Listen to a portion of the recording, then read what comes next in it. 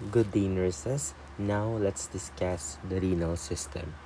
So when we say renal system, the main function of the renal system is to filter blood, to remove waste in the body, to control the electrolytes, to regulate our blood pressure, maintaining the fluid balance, and contribute to the red cell production.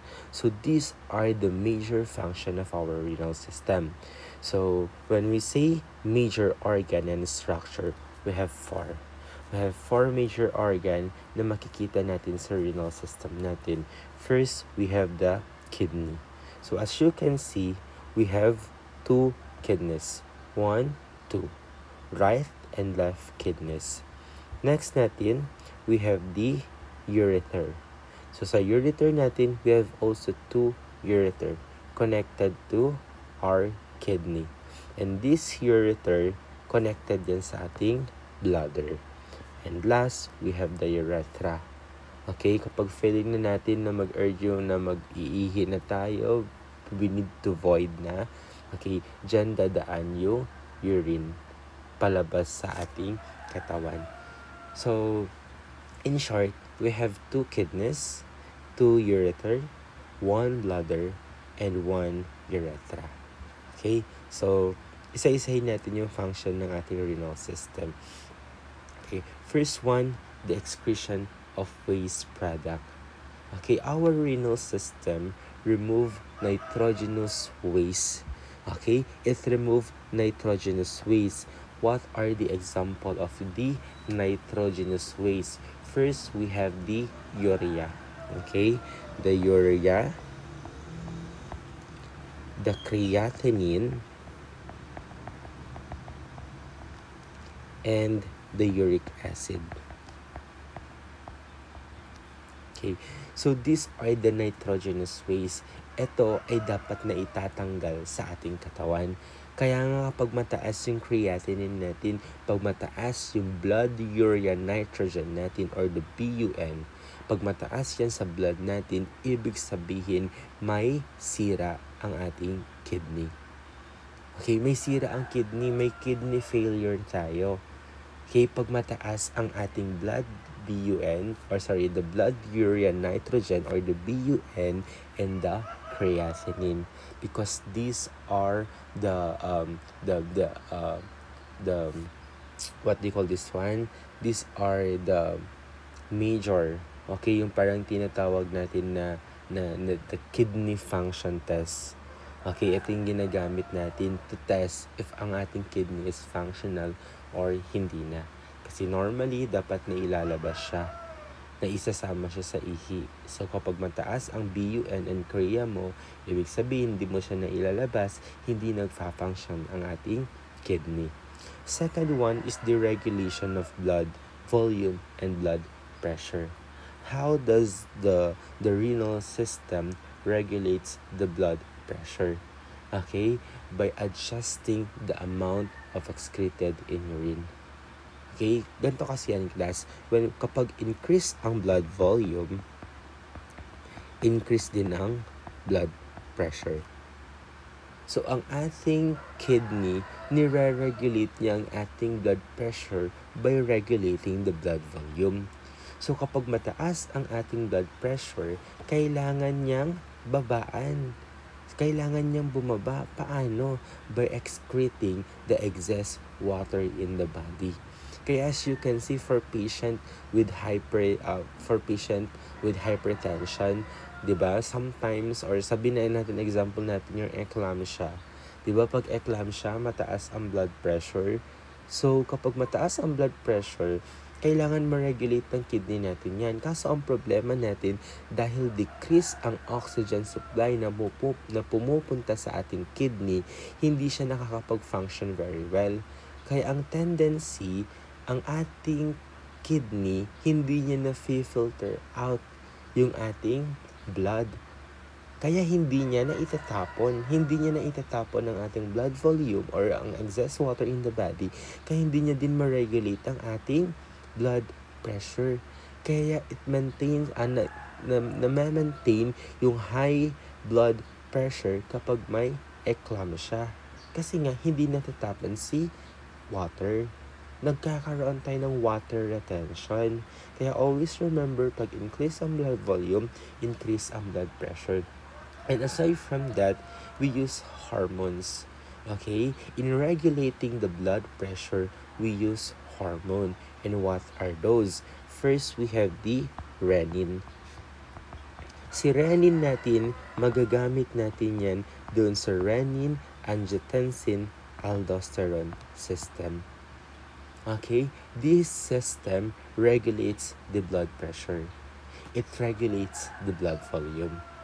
Aside from renin, we have your aldosterone. Okay? Your aldosterone, napaka-importante yan in regulating the sodium.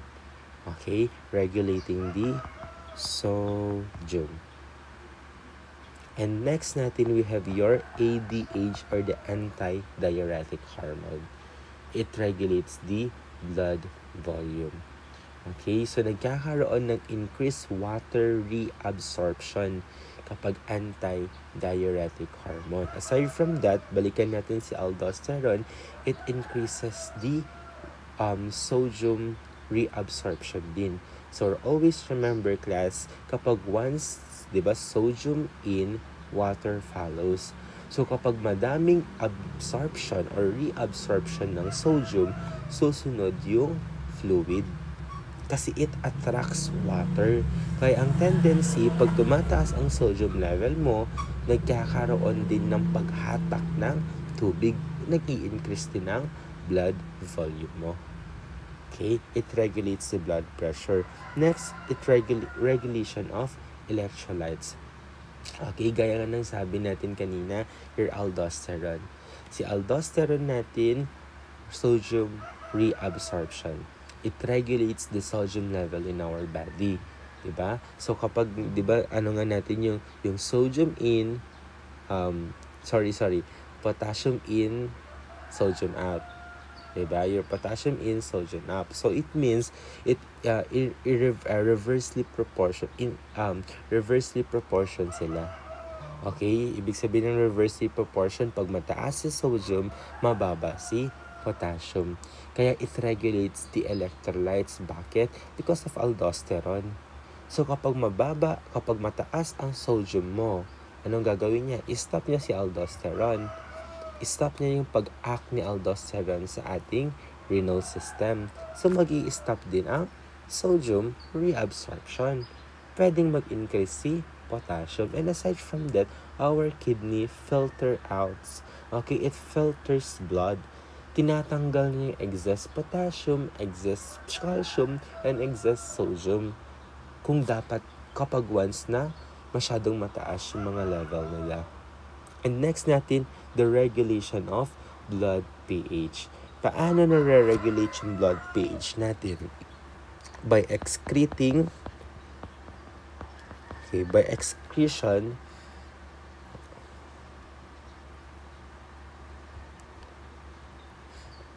Okay, ang nare-regulate blood pH pala. Okay, so the regulation of blood pH by excreting hydrogen ions and reabsorbed bicarbonate. Your hydrogen's ion are acidic in nature. Your bicarbonate is alkaline in nature. Okay, so ganyan ang ginagawa ng ating renal system. Tinatapon niya si hydrogen ion and inaabsorb niya si bicarbonate. So, yan ang ginagawa niya to regulate the blood pH level and to maintain the normal blood pH natin na 7.35 to 7.45. Next natin, the regulation of blood RBC production. By how? Because in our renal system, our kidney produces the hormone na tinatawag natin na erythropoietin. Okay, your erythropoietin. Okay, this erythropoietin, sorry, kulang ng I. Okay, your erythropoietin, okay, is a hormone that it stimulates the bone marrow. Diba? In our bone marrow, dito nagkakaroon ng tinatawag natin na yung hematopoiesis. When we say hematopoiesis, the production of new blood cells. Okay, dito na produce yung RBC natin. So, kapag mababa ang oxygen level, okay, pag mababa ang oxygen level natin, our body, madidetect yan. Madidetect ng ating katawan yan. Pag bumaba ang oxygen level, our kidney will stimulate. May stimulate si kidney natin to release your erythropoietin. This erythropoietin, pupunta yan sa bone marrow natin to increase the red blood cell production. So, kapag nag-increase ang red blood cell natin, pupunta yan, mag-increase ang red blood cell natin. So, ang tendency, maraming magka-carry ng oxygen. Diba? Si RBC natin, isa sa mga function niya to carry oxygen. So, dahil decrease ang oxygen natin, dumami na ngayon ang RBC mo, dadami na rin ang magka-carry ng oxygen. Kaya, ma-resolve yung problema natin na decrease oxygen level. And lastly, the activation of vitamin D. Ang ating kidney converts inactive vitamin D into calcitriol. Okay, the calcitriol is the active form ng vitamin D natin. Para saan ngayon si calcitriol? Your calcitriol or the active vitamin D is essential for calcium absorption. Okay? It essential for the calcium absorption. Saan maa-absorb si ating calcium? Sa ating, okay, calcium absorption in the small intestine. Again, in our vitamin D, diba, kailangan niya maging active form through the help of kidney. So, si vitamin D, magiging calcitriol. Pag naging calcitriol si vitamin D, magkakaroon ng calcium absorption sa ating small intestine.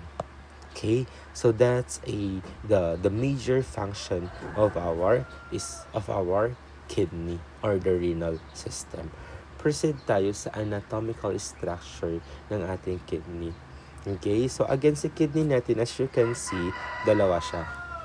Okay? Your kidney, located yan sa likod sa likod natin. At the back of your peritoneal cavity. Okay? Sa likod ng peritoneal cavity natin. So, kapag ikaw ay nakaharap, tanggalin mo yung mga organs. Tanggalin mo si liver, tanggalin mo si small intestine, tanggalin mo si stomach para makita mo si kidney. Kaya nga po nag-a-assess tayo kapag minsan pag masakit yung yung likod nyo, baka hindi talaga yung problem sa lungs. Baka talaga problem yun sa kidney. Okay? So, sa likod, kaya nga, kung sa likod ang ating kidney, your kidney also known as your retroperitoneal. Okay? Kasi nga, located siya sa likod ng ating kidney. Usually, ang ating kidney, located yan sa ating eto kasi class, this is already the T12.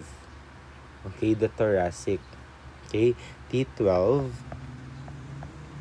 to L3 to lumbar 3. Okay, dun sa nervous natin, 'di ba? Meron tayo yung tawag na nito, the cervical, thoracic, lumbar, sacral. Okay, so eto siya. So ibig sabihin yan yung nasasakupan niya from the level of T12 to L3. Pero in some books, sinasabi nila T11. T11 to L3 in some book. Okay, so as you can see, the right kidney is slightly lower. Okay, the right kidney is slightly lower than the left. Mas mababa si right compared sa left natin. Bakit? Because of the liver. Because of the liver, matatagpuan natin si liver natin sa right. Okay? Sa may right upper quadrant. So, ang ating liver, pinupush niya kasi pababa si kidney natin. Dahil masyadong malaki ang ating liver. Okay? Malaki masyado si liver natin, kaya pinupush niya pababa si ating kidney. Kaya as you can see, mababa siya. Okay? Mas mababa siya compared to the left. Okay? So, ang ating kidney, as you can see class, meron tong mga coverings. Okay? May coverings tayo dito. We have 3. We have the renal capsule,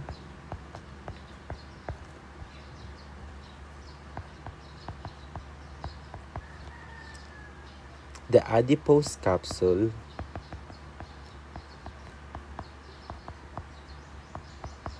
and the Gerota's fascia.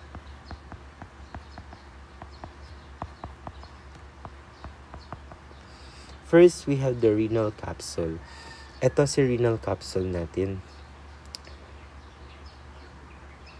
Okay, this one. Ito yung pinaka-edge dito. Wait, palitan ko yung color. Okay, this edge, yan. That is the renal capsule. Ano ang function ng ating renal capsule? Your renal capsule gives shape. Okay? It gives shape.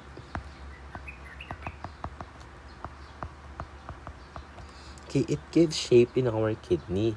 Kaya na-maintain ni kidney yung kanyang shape because of the renal capsule. And aside from that, the renal capsule protects the kidney from infection from the other organ. Okay? The renal capsule protects kidney from infection from the other organ. So for example, doon sa mga katabing organ natin, pag once na nagkaroon ng infection, pwede yung infection na yan ay mahawaan or lumipad kay kidney. Magkakaroon ngayon ng infection sa ating kidney.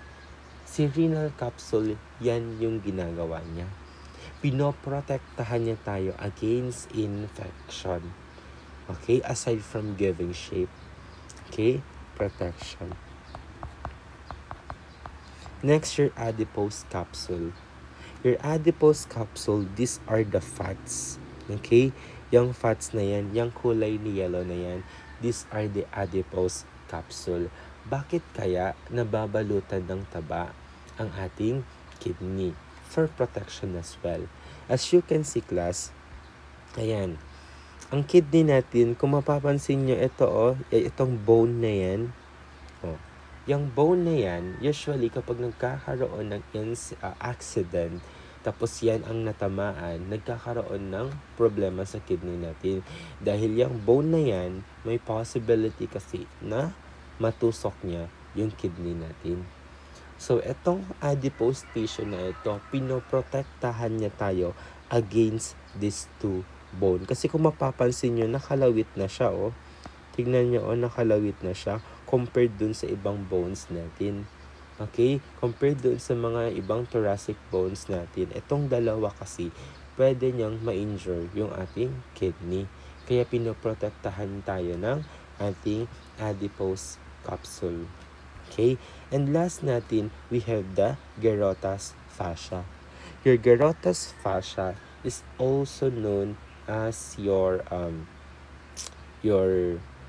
Gerota's fascia. Ano na ba yung other name for your Gerota's fascia? Okay, your ano na bang other name ni Gerota's fascia? The renal fascia. Okay, your Gerota's fascia, also known as the renal fascia. Okay, para saan naman si renal fascia? Renal fascia anchors the kidney.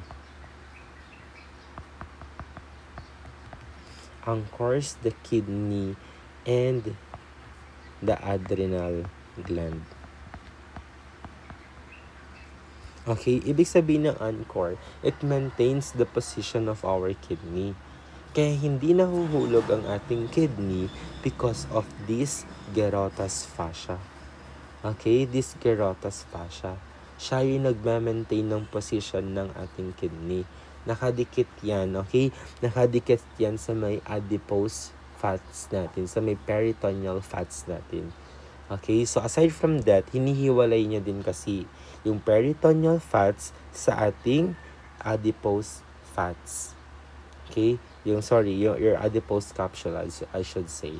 Okay, ito si adipose capsule, ito si Gerota's fascia, nakadikit na kasi dito yung ating peritoneal fats. Okay, yun ang ginagawa niya. Ina-anchor niya and it separates the the renal fats to the peritoneal fats. Okay, so these are the coverings. Now, proceed tayo sa ating internal structures. Okay, sa internal structures natin. First, we have the cortex. Okay, internal. First, we have the cortex. Your adrenal cortex. Si adrenal cortex natin, ito siya. That's the adrenal cortex. Okay? Sa adrenal cortex natin, dito natin makikita ang mga nephrons. Dito natin makikita ang nephrons natin. Okay? So, basically, dito nangyayari ang filtration. Sa cortex natin nangyayari ang filtration. Next natin, we have the medulla. The inner, okay? The inner structure ng ating kidney. Okay, the inner part. So, ang ating medulla contains the renal pyramids. Ito naman si renal pyramids natin. Okay, yung renal pyramids na yan, connected dyan yung ating yung nephron. Connected yung nephron. So, kung mapapansin nyo, andito si nephron, ngayon, connected siya dyan. Bakit kailangan mag-connect ng nephron natin sa ating renal pyramids? Kasi, dyan natin itatapon yung ihi. Okay, dyan natin itatapon yung ihi. So, dyan siya bababa. Dyan siya babagsak. Pag bumagsak siya dyan, pupunta siya dito sa ating renal pelvis, pababa sa ureter, papunta ng bladder. Okay, that's the medulla. Okay, sa medulla, gaya nga ng sabi natin, andun si renal pyramids.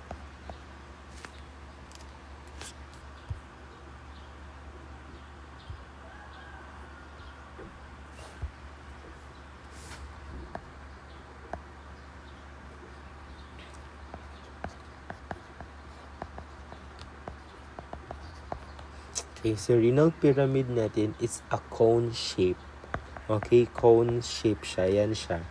Cone shape. Ito siya. Yan. That's the renal pyramid. Okay, usually yung pyramid natin nasa 8 to 12 yan. Each kidney contains 8 to 12 renal pyramids.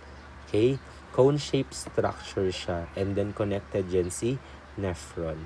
The next natin yung renal pelvis. Ito naman si renal pelvis. Okay, this portion is the renal pelvis.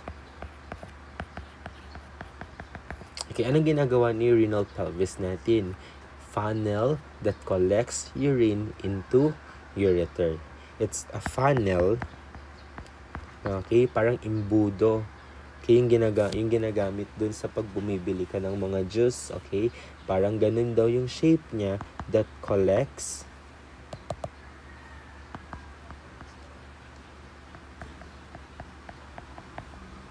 urine into ureters. Okay, so yung ihi, dyan, mamaya burahin muna natin. Okay? So, yung ihi, dito siya, 'di ba, yung ihi natin, dadaan yan sa renal artery. Sa renal artery, papunta yan dito sa ating cortex. Sa cortex natin, connected dito si ating nephron. So, dito magkakaroon ng filtration. Okay? Dito mafi-filter yung blood. At kapag once na filter out na yung blood, yung waste product, ibababa niya dito. Okay, ibababa niya kasi nga connected dyan si nephron, ibababa niya dito sa ating renal pyramid. Yes, tama, the renal pyramid. Pag once na si renal pyramid, ibababa niya ngayon yan dito sa ating renal pelvis. Okay, ibababa niya yan dito sa ating renal pelvis at yan ay bababa sa ating ureter. Okay, bababa yan sa ureter natin papunta sa bladder hanggang urethra. Okay? Hanggang urethra na. Hanggang mailabas na natin siya. Okay? So, yan yung ating kidney. Puntahan naman natin yung ating nephron. Okay? Sa nephron naman natin. Ito. The microscopic structure ng ating nephron. Sorry. Okay? Proceed tayo sa microscopic structure ng ating nephron. So, as you can see, ayan siya, oh. Diba? Ito si ating medulla. Ito si nephron natin, connected siya dito sa renal pyramid. Ngayon, pag andyan siya sa renal pyramid natin, maglilik yung ihi. Okay? Maglilik. Magdidrip siya. Okay? Magdidrip. Parang, alam mo yung dun sa IV fluid? Ganon. Magdidrip siya. So, pag nag-drip yan sa renal pyramid natin, ibababa niya yan papunta sa ating renal pelvis. Okay? So, ganon siya. Okay? Puntahan natin si ating nephron. Si nephron natin, meron tayong two main parts. Okay? May two main parts tayo ng ating nephron. Okay, the first we have the renal capsule. Sorry, corpuscle. Renal corpuscle pala. Renal corpuscle. Your renal corpuscle, may dalawa na nakalagay dito. First, we have the glomerulus. And the second one, we have the Bowman's capsule.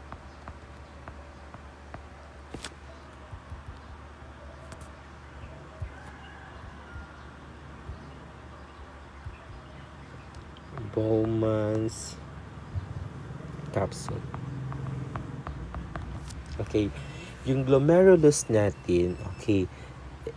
Okay, ito si glomerulus natin. This one. Itong red dito, that's the glomerulus. This is the capillary network. Okay? Your glomerulus is the capillary network.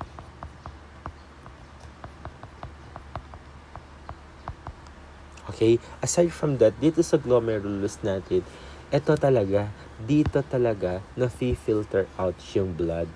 Dito talaga nasasala yung blood natin sa glomerulus natin. Si nephron kasi natin, okay, si nephron, yun yung tawag sa buo.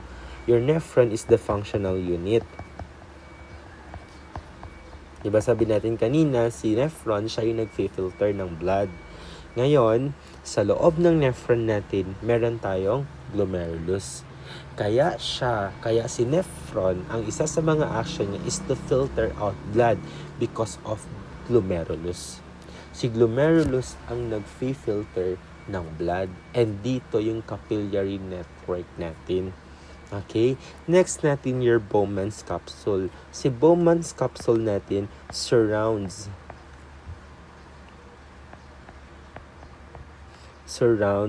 the glomerulus. Okay? Itong surroundings niya yan. That is the Bowman's capsule. Next natin, aside from your renal corpuscle, second one, we have the renal tubule. Sa renal tubule natin, meron tayo, ito naman siya, this portion. Okay? That's the renal tubule. Sa renal tubule natin, meron tayong different parts. Okay? First, we have the proximal convoluted tubule. Okay, ito siya. Ito, this portion, that's the proximal convoluted tubule. Ito. Okay? That's the, or also known as the PCT. Okay? The PCT or the proximal convoluted tubule. Next natin, we have the, ito, the loop of Henle.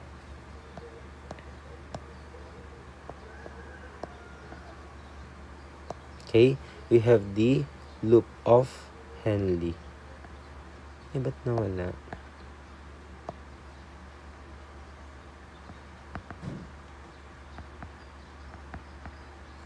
PCT. Okay, proximal convoluted tubule. Second one is the loop of Henle. Ito naman si loop of Henle natin. Okay, that's the loop of Henle. Your PCT, your loop of Henle. Loop of Henle. Yan na siya. Loop of Henle. Si loop of Henle natin divided into two. Okay? We have the ascending and descending. Okay? We have the ascending limb and your descending limb. Descending limb, ito siya. Descending pababa, and then the ascending limb. That is the loop of Henle. Kaya nga tayo may tinatawag na loop diuretics dahil dito nagte-take effect si loop diuretic. Diyan yung kanyang action sa may loop of Henle. Okay, next one, we have the distal convoluted tubule. Okay, hindi pala siya pang third. Kasama pa rin siya sa renal tubule natin. BC is the distal convoluted tubule. Bakit siya distal? Ito naman siya, malayo na kasi siya. Okay, malayo na siya sa glomerulus natin. Kaya siya tinawag na distal convoluted tubule. Proximal kasi malapit. And then last natin, this one, the collecting duct. Okay, yan na si collecting duct natin. Paano ba nagkakaroon ng blood supply kay nephron natin? Okay, paano nagkakaroon? Ganito ang ating process ng blood supply kay nephron natin. Okay, blood supply.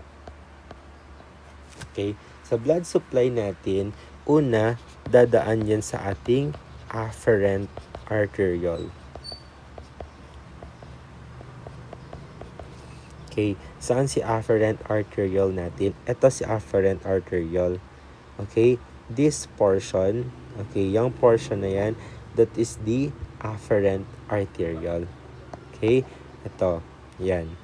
Okay, that's the afferent arteriole. Pag once na dumaan sa afferent arteriole natin, pupunta yan sa glomerulus. Sa glomerulus natin, gaya nga ng sabi natin kanina, si glomerulus siya yung ating capillary network. Okay? So, pupunta yan kay glomerulus.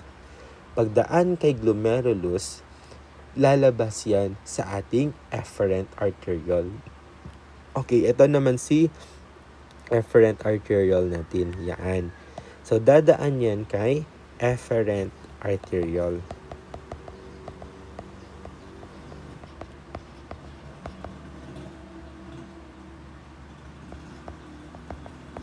Pagdaan niya kay afferent arteriole natin, pupunta yan sa peritubular capillaries. Okay? Dadaan yan sa peritubular capillaries natin. Ito na ngayon siya. Okay, ito. That's the peritubular capillaries. Okay, yung color blue, that is the peritubular capillaries.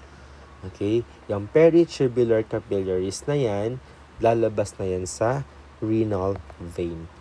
Okay? So again, afferent arteriole, glomerulus, nagkaroon ng that's the capillary network. Ibig sabihin, yung ating oxygen supply, ibinigay niya na kay kidney. Ibinigay niya na kay glomerulus.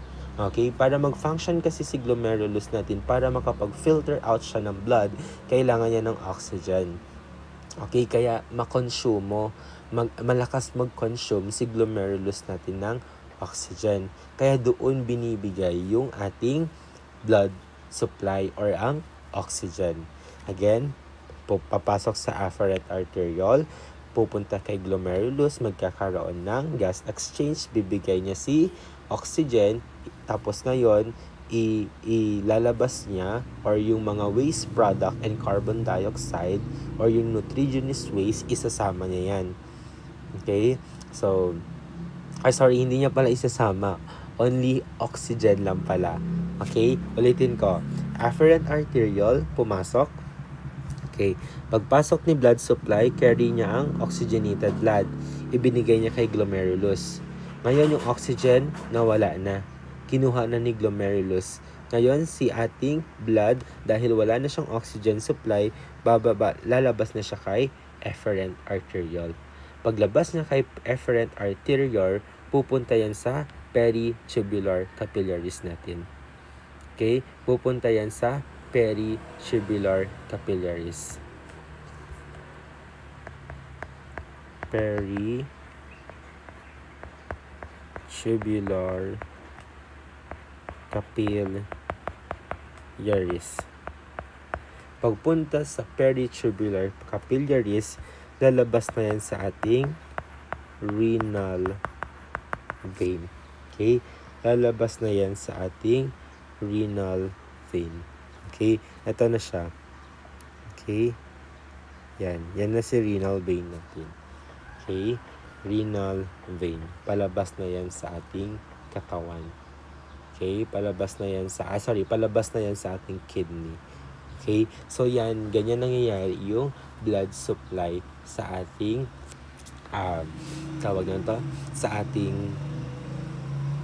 kidney or sa ating nephron. Paano naman nagkakaroon ng formation ng urine? Saan dumadaan yung mga ihi natin? Okay, balik tayo dito. Copy ko lang siya.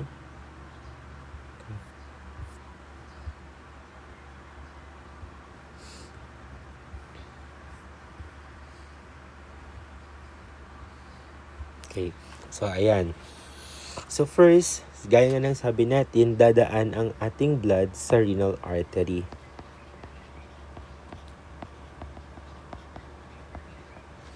Ito, magkaiba naman yung pathway. Kung kanina, lumabas sa efferent arteriole, ngayon, dahil ihi ito, okay, formation na ng urine to paano na-filter out yung blood at paano nagkakaroon ng formation ng urine. Okay, dumaan sa renal artery natin, pagdaan sa renal artery natin, okay, ito siya, renal artery. Wait lang, puntahan natin tong malaki.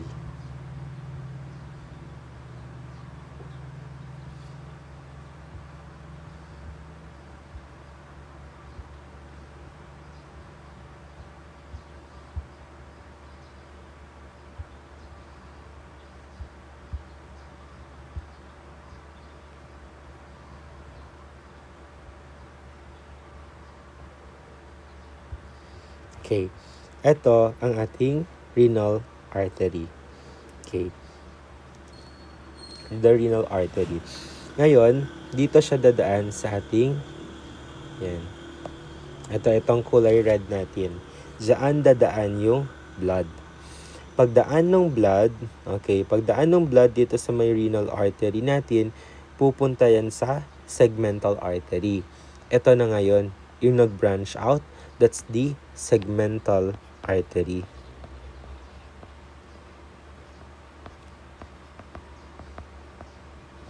Pagdaan niya sa ating segmental artery, okay, dadaan yan sa ating interlobar artery. Okay, dito naman na siya. Dito sa may maliliit na portion. That's the interlobar artery.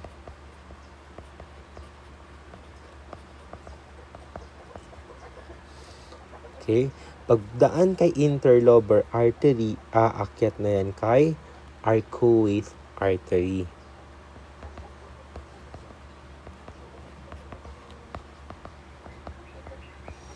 Pagdaan kay arcuate artery, okay, meron dito may mga artery dyan.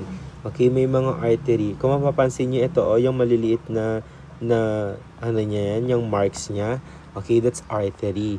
Okay, ang tawag natin dyan ay your afferent artery.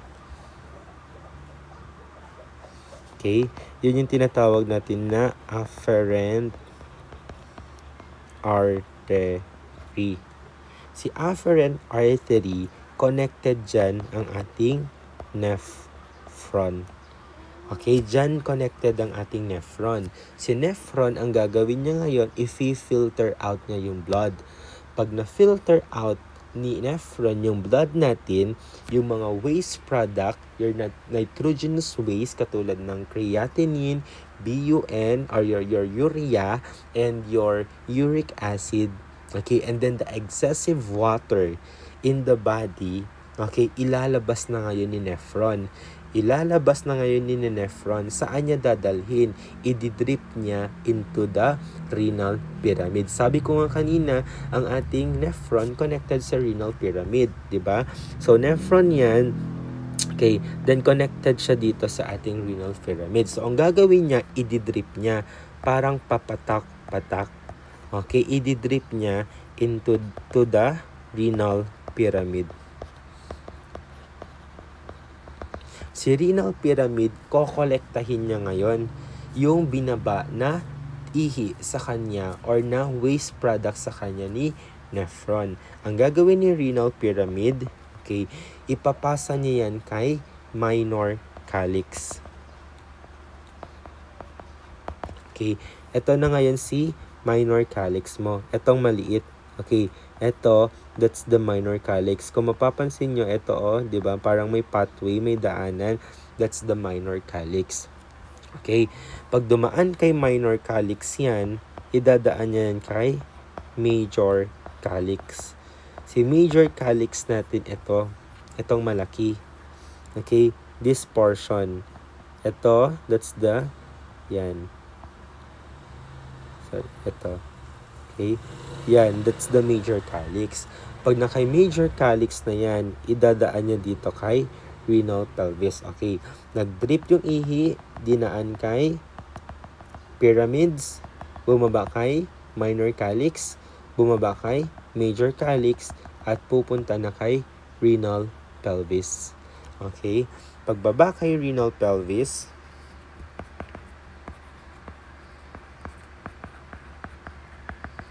okay, pagbaba kay renal pelvis natin, ibababa niya na yan kay ureter. Okay, bababa niya na kay ureter. Pagbaba kay ureter, ma-accumulate or maiipon yan kay bladder. Okay, pag na kay bladder na yan, tapos pwede na siyang itapon, puno na siya, dadaan na yan, ilalabas na natin sa ating katawan via urethra. Okay, via urethra. So yan yung ating formation and yung pathway ng ating urine. Okay, kung titignan naman natin paano ba ang filtration, paano ba ang reabsorption and secretion na nangyayari dito sa ating nephron, i-zoom out naman natin. I-zoom in naman natin. Okay, i-zoom in naman natin kung paano ba nangyayari yung filtration process. Kung kanina, urine flow and urine formation, ngayon naman, the filtration, absorption, and the secretion. Filtration, reabsorption, and secretion process. Paano nangyayari yung reabsorption? Okay, paano nangyayari? Paano ba nangyayari yung reabsorption process? Reabsorption ng sodium, electrolytes, ng water. Paano ba nangyayari yung secretion? Pag sinabi natin secretion, paglabas. Reabsorption, binalik sa katawan. Secretion, inilabas sa katawan. Okay, bali itatapon natin siya. Paano nangyayari yun? Ganito siya. Okay. balikan natin yung ating nephron, yung ating tubule, di ba? So, okay.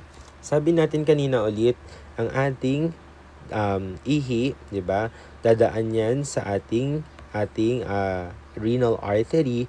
Pagdaan sa renal artery, pupunta yan sa glomerulus. Dito sa glomerulus, na-filter yung ating blood. Pag once na-filter out na yung blood natin, okay, dadaan naman yan ngayon dito sa ating proximal convoluted tubule.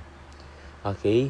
Dito dadaan yan sa proximal convoluted tubule natin.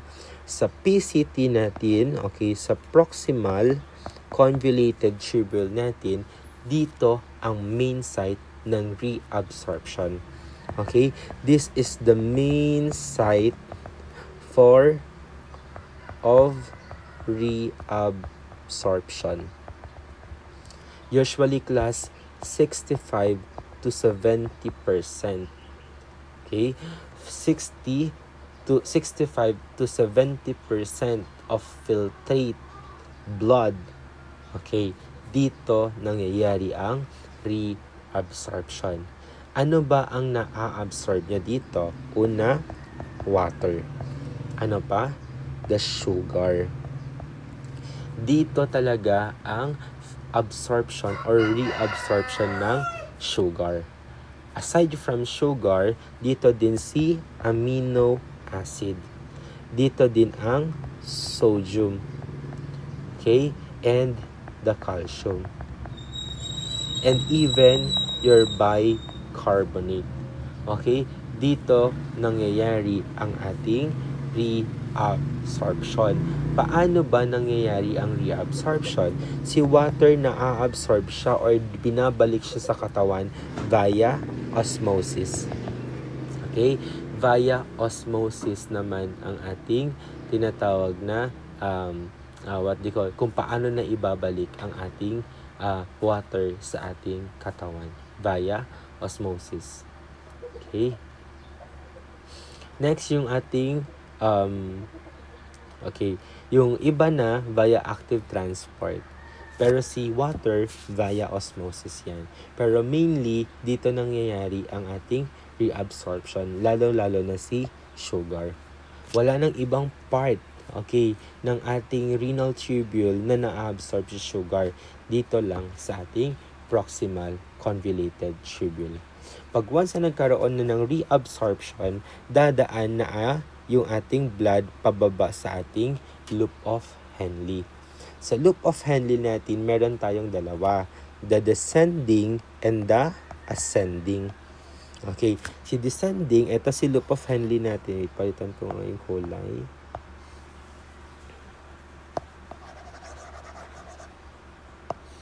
Okay. This one yung loop of Henle natin. Yan. Ito si descending. Ito si ascending. Ito, yan. Okay? So, descending, ascending, and descending. So, bababa yung ihi dito. Okay? Bababa siya dito. Pagbaba niya, okay, nagkakaroon tayo dito. First, we have the descending. Brain ka lang ito. Okay. Sa descending natin, okay, dito nangyayari ang water reabsorption. Okay? May water reabsorption.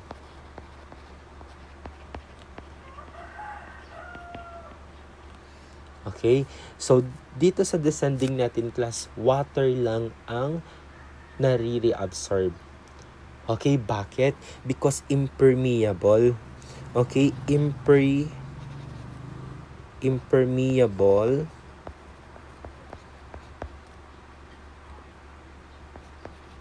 to solutes. Ibig sabihin ng impermeable, hindi kayang pumalik or bumalik. Okay? Impermeable, hindi kayang bumalik nung ating, parang hindi siya makakapasok. Hindi siya makakapasok or makakabalik dun sa loob ng ating katawan. Impermeable sila to solutes. Etong descending. Kaya nga tubig lang ang na-absorb kasi dito sa part na to, sa descending loop of Henle natin or the descending limb, permeable ang water. Okay? Kaya water lang ang nare-reabsorb. Pagdating sa ascending limb, okay, pagdating sa ascending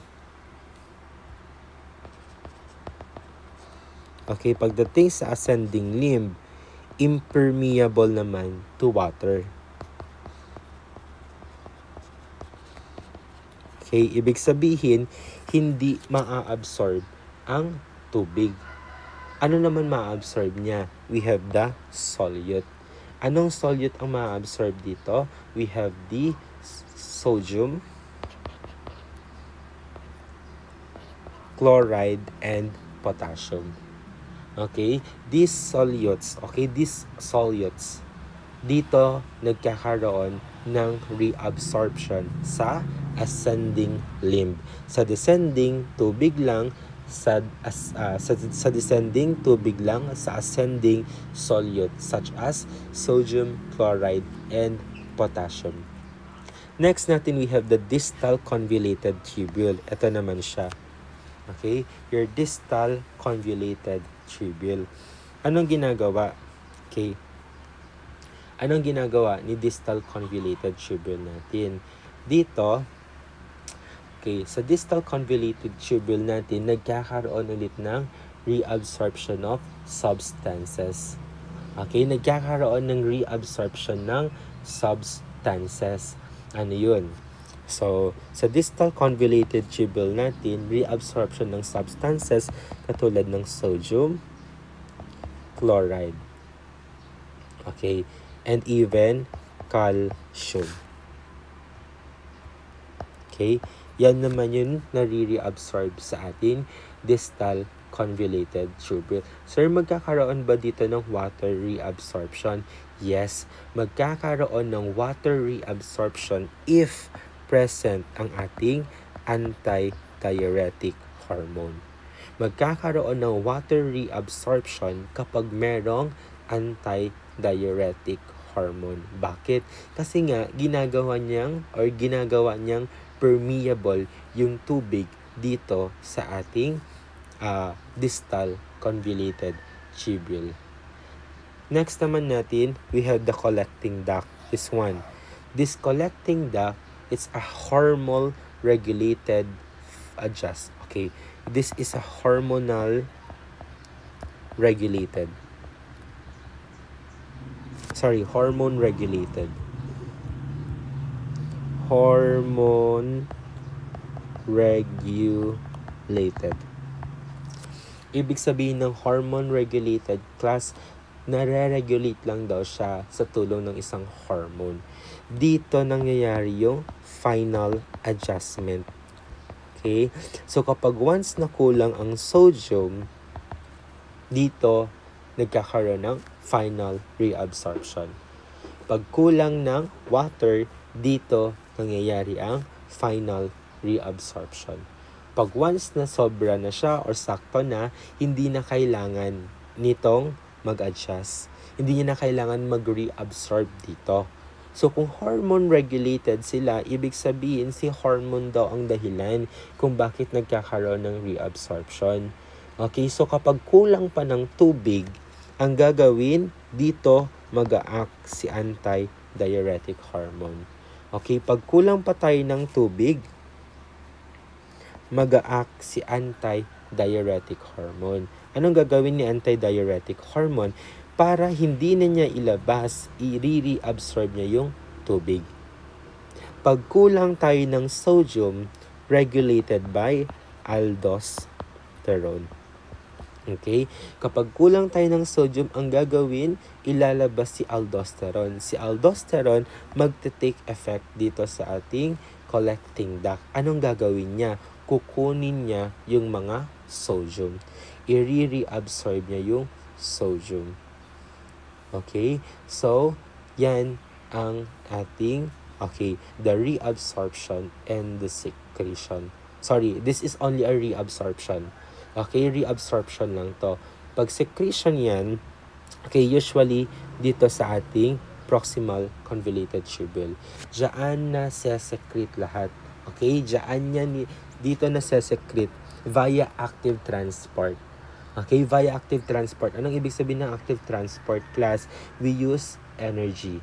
We use ATP. So, kung galing yan sa blood, ibabalik niya yan dito sa ating, dadalhin niya yan dito sa ating glomerulus, okay, para ma-secrete or maitapon sa ating katawan. Maitapon palabas sa ating katawan. Okay, that's the flow kung paano nagkakaroon ng reabsorption and secretion. Again, nasisecrete sila na ilalabas natin sila sa ating katawan via active transport. Sa proximal tubule natin, proximal convoluted tubule, dyan nangyayari ang mainly the reabsorption process. 65 to 70%, okay, na na-filter na blood ay nare-reabsorb dito sa proximal convoluted tubule. Specifically, water, sugar. Okay? Water and sugar and other solute. Pagdating naman sa loop of Henle natin, meron tayong descending. Si descending, tubig lang. Si ascending, solute lang. Pagdating sa ating distal convoluted tubule natin, okay, nagkakaroon ng reabsorption ng sodium, chloride, and calcium. Merong water reabsorption if antidiuretic hormone is present. Ganun din sa ating collecting duct. Si collecting duct natin, tinatawag natin siyang hormone regulated dahil nagkakaroon ng reabsorption if nagte-take action ang certain hormone. Kapag kulang tayo ng tubig, magte-take effect si antidiuretic hormone sa collecting duct para i-reabsorb niya yung tubig. Pag once naman nakulang tayo ng sodium, magte-take effect si aldosterone for the reabsorption of sodium. So that's end for our how does reabsorption and secretion process na nangyayari sa ating kidney. Now proceed tayo sa aning RAAS. Okay, your renin-angiotensin. Okay, your renin-angiotensin-aldosterone system. Paano ba na-activate si RAAS natin? Una, kapag decrease ang blood volume.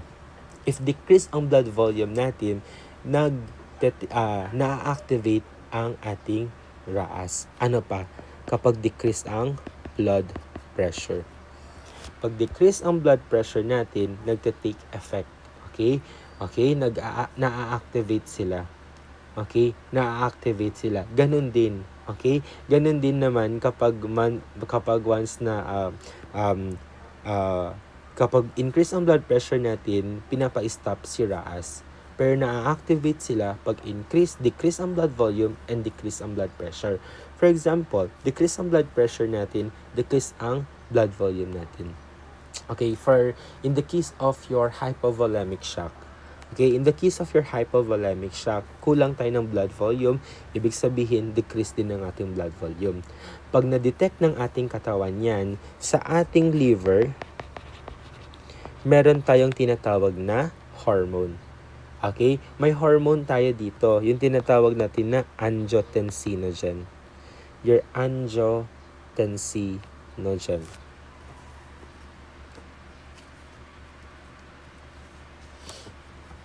Okay, your angiotensinogen. Si angiotensinogen natin, class, kailangan niyang ma-convert into angiotensin 1. Okay.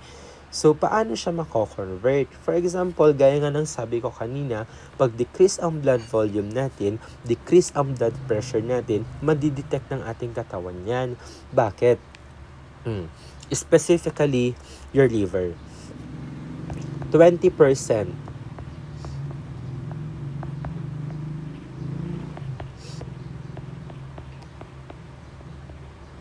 Okay, 20% ng ating cardiac output or ng blood supply mapupunta sa heart. Next, we have the brain. Next, we have the kidney. And last, GI. The remaining 20% all throughout na ng body. Yung ibang parts na ng ating katawan. These are the major organs that need ng blood supply or oxygen.